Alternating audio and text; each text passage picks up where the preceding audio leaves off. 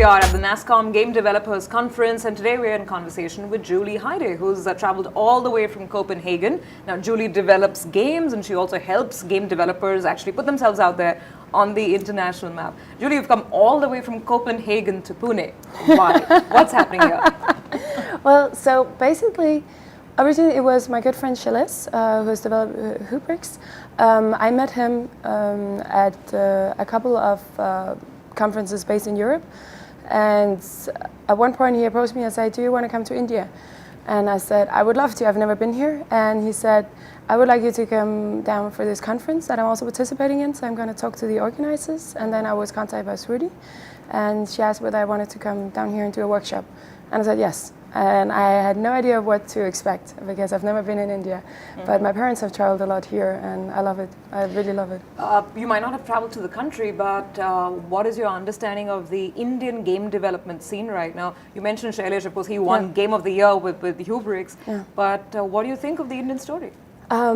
So since I was actually I was a jury member for one of the awards here, so I got to play a lot of games developed by local developers, and I was quite surprised that the rest of the world had not necessarily noticed them already.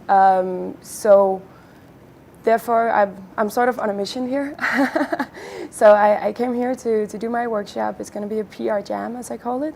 And I also brought my own game that it's called XTODIE, and we were playing it a lot of people yesterday, and it was a lot of fun. So I got to meet a lot of the developers who are going to attend my workshop, so I could somewhat prepare them for what we're going to do today. Because their games are amazing. A lot of people came over and showed me their games, and I got to play a lot yesterday. And I told them to show up today at my session, because what we're going to do is we're going to create a lot of awareness about Indian games done here by Indian game developers. And we have 2 hours to do that today, and that's going to be insanely hectic. But I really, really want the world to see how much amazing stuff is going on here. Because sometimes when you, like I travel a lot in Europe for conferences and meetings, and same thing in the US and in Canada, and a lot of people have the impression that all India is about is outsourcing. And of course there are a lot of outsourcing companies here with art and games and work for hired studios, but I really think the world should have an eye on the amazing independent developers that are really making some amazing stuff. We have been speaking to some of these independent developers, and they all say the biggest problem is how do you advertise yourself out there? How do you tell the world that here you are and this is probably a cool game? So what would you say? Where does one start? Well, the thing is, first of all, the games industry is hit-driven, which means that you have to make a great game, but you also have to have a pretty good portion of luck with you, and also you have to have sort of the right connections.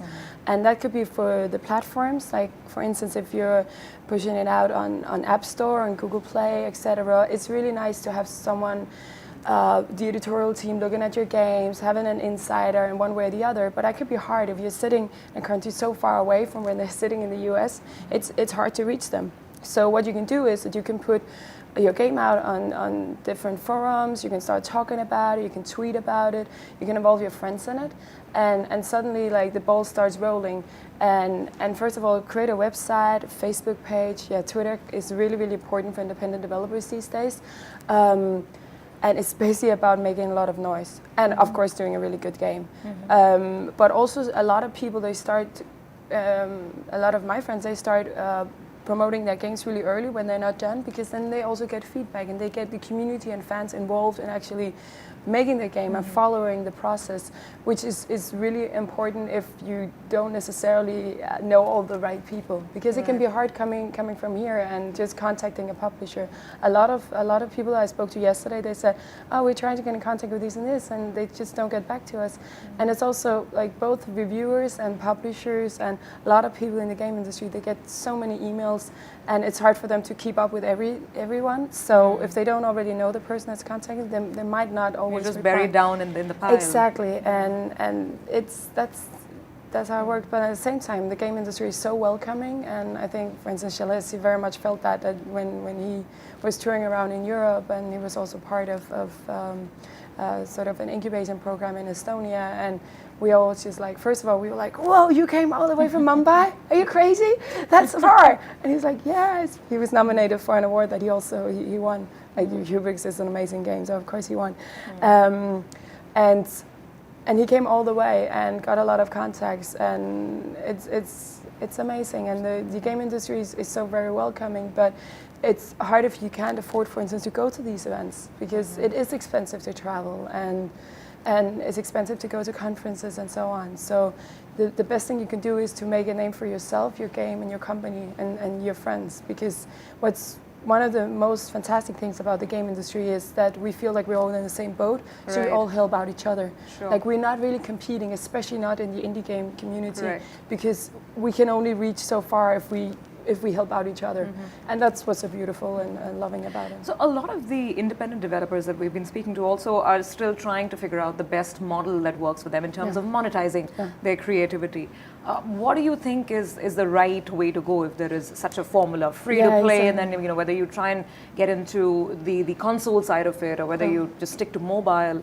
Like, basically, the best thing you can do is to see what fits with your game. And of course, if we all want our games to succeed in some way or the other, because we would like to continue making games. Elsewise, if we ran out of money, we would go out and get a grown-up job, as we call it. It's real money. But since making games is a passion, it's really hard not to. And it's also sometimes a little bit of a challenge to say, I want to make this game because this is how I want it to be, but also make it so people want to either pay for it or pay in the game, or what your business model is.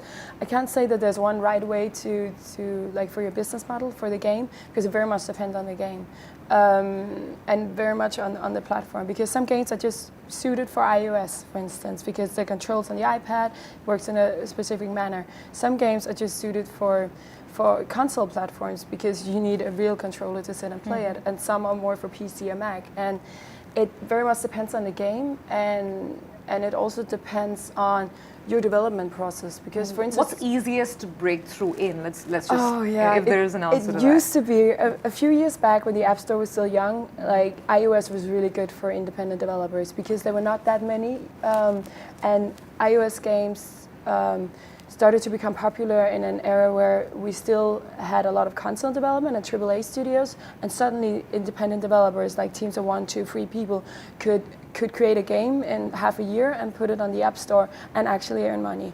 It's hard to get discovered right now because there's so many people applying or exactly, and also because the big publishers at one point, most of them were pretty slow. They were like, no, we'll just stick to console development because that's what we know, what we're good at. And when the publishers sort of finally got in, the big developers and publishers on the App Store, they have a lot more money to put into marketing spendings, and they already know all the reviewers and know the people who can decide where to go with the game. So it suddenly became really hard for independent developers to get your games out there. I would say still PC gaming and Mac gaming, still good markets. iOS is, definitely, but again, it's all about awareness and discovery. Okay, well, it's great that you're here. You'll be helping lots of Indian game developers perhaps find the right way to be there out there on the global map. Thank you for talking to us today. Thank you. Thank you.